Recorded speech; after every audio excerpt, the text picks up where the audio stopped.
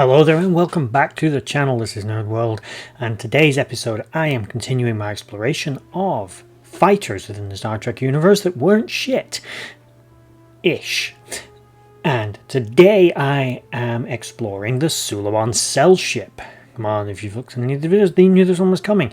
This small, compact little craft was surprisingly effective.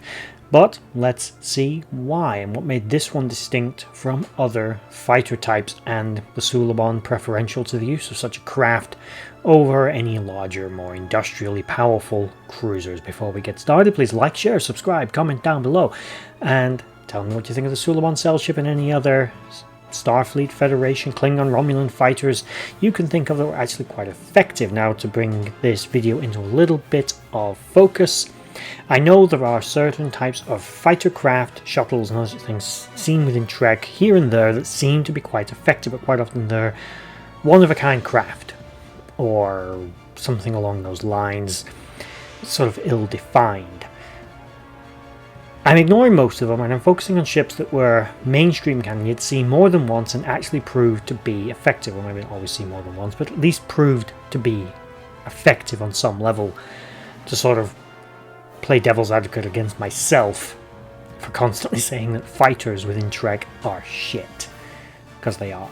They're mostly shit.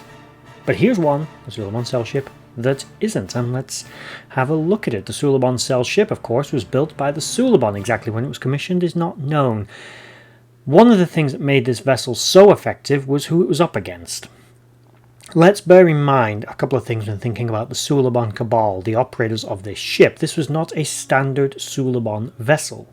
The Suliban as a species, their homeworld had been destroyed, their race fragmented.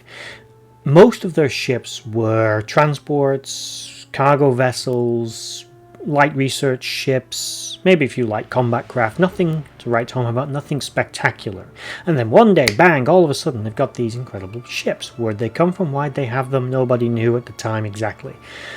But when Starfleet would encounter them in 2151, the cell ship was an effective little combat craft, defended by at least some level of shielding and armed with particle cannons, possibly some kind of phasers. They had transporters, tractor beams, were high warp capable, or at the very least were capable of running down an NX class starship. Whether or not they were capable of maintaining warp parity with a Klingon battlecruiser or a Vulcan war cruiser, I'm not really sure, but they were certainly capable of keeping up with the Enterprise and other such Earth vessels. Now, one of the things that makes this ship effective over other fighter craft, even seen within Star Trek Enterprise's time setting, such as combat crafts, combat shuttle fighters used by the Xindi. One of the things that actually makes these ships effective is the fact that they are actually utilizing 26th century technology. This is not only on a technical level, but the Suliban have information given to them. For example, by the 26th century, let's use the NX class as a good level board here. The NX class was a known ship that, from a human point of view, from a Starfleet and a Federation point of view, was an antiquated vessel. This would be the equivalent now of me knowing the combat capabilities of HMS Victory. Victory was an impressive warship, powerful vessel, instrumental in the Napoleonic Wars, but all realistically, you put it up against a modern destroyer or cruiser, submarine, anything, it's getting sunk in one shot. It's not a match. So me understanding the caliber of its guns, how many it had, how many decks it had, is really not relevant. So as a civilian I can know that, but you go back in time to the Battle of Trafalgar, I probably wouldn't have been able to simply pick up a pamphlet and research that piece of information easily. So by the 26th century, an NX-class starship would have been a vessel that was so old, so unimportant in regards to modern tech, that people knowing its capabilities was irrelevant. There would have been literature on the subject, fiction, as well as technical data that people could access probably off Memory Alpha.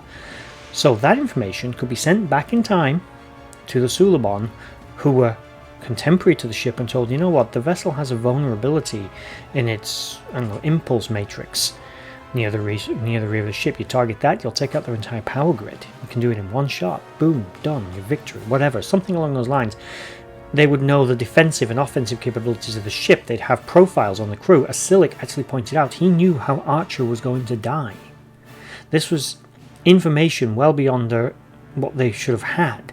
Not just their technological information, as, of course, by the 24th century, shuttlecraft in Starfleet are high warp capable. They have tractor beams, they have phasers, shields, and we can believe it because technology moved along, whereas a shuttle pod from the Enterprise era could only reach about 1/4 impulse, had at best low-level phasers, probably plasma weapons more commonly attached to such small craft, had no transporters, no tractor beams, no shields, and at best again polarized hull plating for defense. They were not combat craft, to be fair, but still, they weren't powerful, they weren't fast, they weren't advanced, but the cell ship was probably more comparable to a Type 2 shuttlecraft from the 24th century.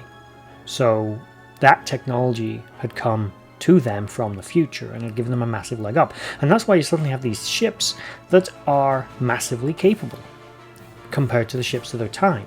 Not only do they have technology from the future that's far beyond the races they're going against, and that's not to say there aren't races in the 22nd century that are more advanced or as advanced as Suliban, but they have an advantage in other ways, knowledge of the species, knowledge of their capabilities.